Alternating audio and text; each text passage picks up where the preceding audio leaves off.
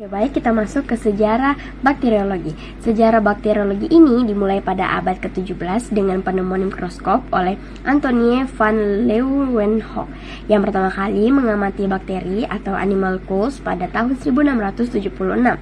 Bakteriologi ini berkembang menjadi ilmu medis dan modern pada abad ke-19 melalui karya Louis Pasteur atau teori kuman, fermentasi, dan vaksin. Dan ada pula Robert Koch, postulat Koch identifikasi patogen seperti antraks. Dan selanjutnya kita masuk ke tahapan penting perkembangan bakteriologi. Yang pertama ada abad ke-17 di mana era ini sebagai era penemuan, yaitu Antonie van Leeuwenhoek ini menggunakan mikroskop sederhana untuk pertama kalinya mengamati bakteri pada tahun 1676 dan melaporkannya ke Royal Society of London. Selanjutnya ke abad ke-19 di zaman keemasan bakteriologi. Yang pertama, Louis Pasteur yang dari Prancis membuktikan bakteri menyebabkan pembusukan atau fermentasi, membantah teori generatio spontanea atau generasi spontan, dan mengembangkan teknik pasteurisasi serta vaksin atau antraks dan rabies. Yang kedua ada Robert Koch atau dari Jerman menetapkan bakteriologi medis dengan mengidentifikasi patogen spesifik atau penyebab antraks, kolera, dan TBC dan merumuskan postulat Koch. Yang ketiga ada Ferdinand Koch yang dari Jerman juga mengklasifikasikan bakteri berdasarkan bentuk dan spora, membantu meletakkan dasar bakteriologi sistematis.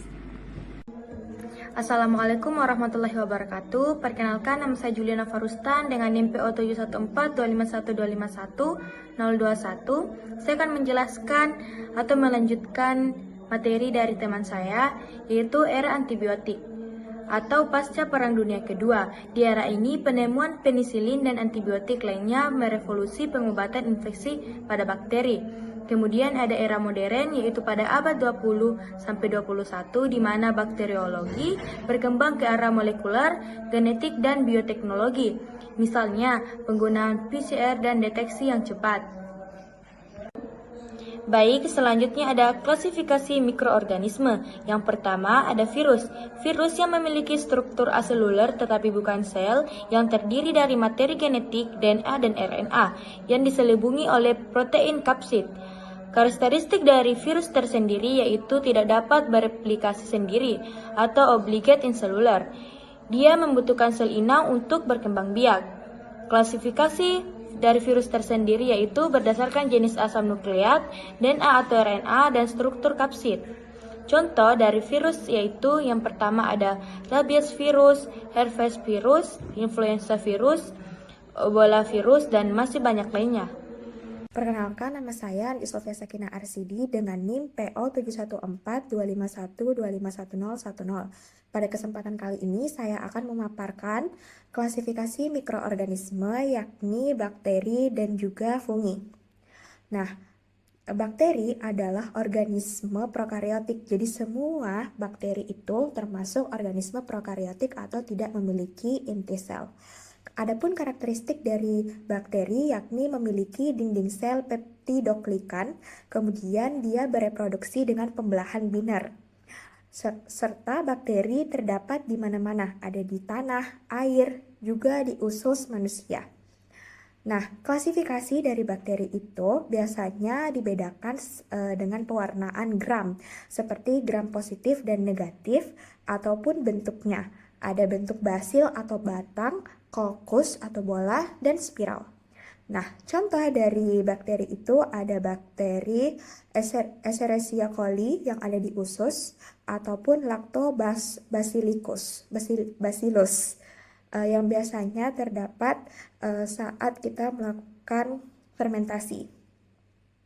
Klasifikasi mikroorganisme yang ketiga yakni fungi atau jamur. Berbeda dengan bakteri, bakteri tadi semua jenis bakteri adalah organisme prokariotik. Nah, fungi atau jamur ada yang eukariotik, ada yang uniseluler, dan juga ada yang multiseluler. Yang uniseluler seperti fungi khamir, kemudian yang multiseluler seperti jenis fungi kapang. Nah, karakteristik dari fungi atau jamur yakni heterotrof atau ia menguraikan bahan organik untuk menjadi nutrisi, kemudian dinding selnya itu berasal atau terbuat dari kitin. Nah, klasifikasi dari fungi ada jamur lendir dan juga jamur tingkat tinggi. Contoh dari fungi atau jamur ada ragi roti, kemudian juga ada penicillium atau penghasil antibiotik. Assalamualaikum warahmatullahi wabarakatuh. Perkenalkan, nama saya Elvia Zafira Fitra dengan NIM PO 714251251006. Baik, di video kali ini saya akan menjelaskan mengenai protozoa. Nah, protozoa ini merupakan organisme eukariotik uniseluler atau yang bersel tunggal yang termasuk dalam kelompok protista. Protozoa ini memiliki struktur sel yang sudah kompleks karena memiliki inti sejati atau nukleus dan organel bermembran seperti mitokondria. Terus protozoa ini bisa ditemukan di air laut, air tawar, tanah yang lembab, dan juga dalam tubuh organisme lain sebagai parasit. Nah, adapun strukturnya, di mana strukturnya itu eukariotik bersel tunggal atau uniseluler. Artinya protozoa ini termasuk eukariotik atau yang memiliki inti sel sejati atau nukleus yang dibungkus membran sel. Dan juga dia memiliki organel bermembran seperti mitokondria. Terus dia hanya terdiri dari satu sel, tetapi satu sel tersebut itu sudah mampu melakukan fungsi kehidupannya seperti makan, bergerak, dan juga berkembang biak. Nah, walaupun dia memiliki satu sel, strukturnya itu lebih kompleks dibanding dengan bakteri. Nah, protozoa ini kan dia merupakan termasuk dengan eukariotik. Nah, karena dia termasuk eukariotik, maka di protozoa ini memiliki membran sel, sitoplasma, inti sel atau nukleus, mitokondria, vakuola makanan, vakuola kontraktil atau unsur osmoregulasi. Nah, sebagian besar protozoa juga itu dia tidak memiliki dinding sel, sehingga bentuknya tubuhnya itu bisa fleksibel. Nah, adapun karakteristiknya yaitu ada beberapa. Yang pertama, umumnya motil atau dapat bergerak, di mana protozoa ini bisa berpindah tempat untuk mencari makan, menghindari cahaya, terus mendekati cahaya atau rangsangan tertentu. Nah, pergerakan dilakukan dengan pseudopodia atau kaki semu, terus cilia itu rambut getar, terus flagel itu bulu cambuk. Nah, adapun dia juga yang kedua itu tidak memiliki dinding sel, di mana dia berbeda dengan tumbuhan dan juga bakteri. Protozoa itu tidak memiliki dinding sel yang kaku, terus bentuk tubuhnya itu bisa berubah-ubah, terus dia lebih fleksibel dalam bergerak dan menangkap makanan. Nah, terus yang ketiga yaitu heterotrof, di mana protozoa itu tidak bisa membuat makanannya sendiri, tetapi dia memperolehnya dengan memakan bakteri, memakan organisme kecil lain, dan juga menyerap zat organik serta hidup sebagai parasit dalam tubuh inang. Nah, adapun klasifikasi protozoa yang dimana dia yang pertama itu rhizopoda, di mana rhizopoda ini dia bergerak, maksudnya itu dia bergerak dengan pseudopodia atau kaki semu. Contohnya ya seperti amoeba. Terus kaki semu juga itu digunakan untuk menangkap makanan atau disebut dengan fagositosis. Nah, yang kedua itu flagellata, di mana flagellata ini dia bergerak flagellata itu merupakan dia bergerak menggunakan flagel atau bulu cambuk, di mana flagel ini dia berfungsi seperti baling-baling untuk mendorong sel bergerak. Contohnya seperti Euglena dan Trypanosma. Yang ketiga yaitu ciliata. Nah, ciliata ini dia bergerak menggunakan cilia atau rambut getar pendek dan banyak. Nah, gerakannya itu lebih terkoordinasi. Contohnya yaitu paramecium. Nah, yang keempat itu yaitu sporoza. Nah, sporoza itu dia tidak memiliki alat gerak khusus, dia juga itu biasanya hidup sebagai parasit. Contohnya yaitu Plasmodium, itu dia atau disebut dengan penyebab malaria. Nah, adapun di bagian contohnya yaitu amoeba. Amoeba itu dia bergerak dengan kaki semu, Plasmodium itu dia penyebab malaria, Paramecium itu dia bergerak dengan silia, Trypanosoma itu dia penyebab penyakit tidur, dan juga Euglena itu dia mana dia memiliki flagel. Nah, di video kali ini saya akan menjelaskan perbedaan tentang bakteri prokariotik dan juga eukariotik.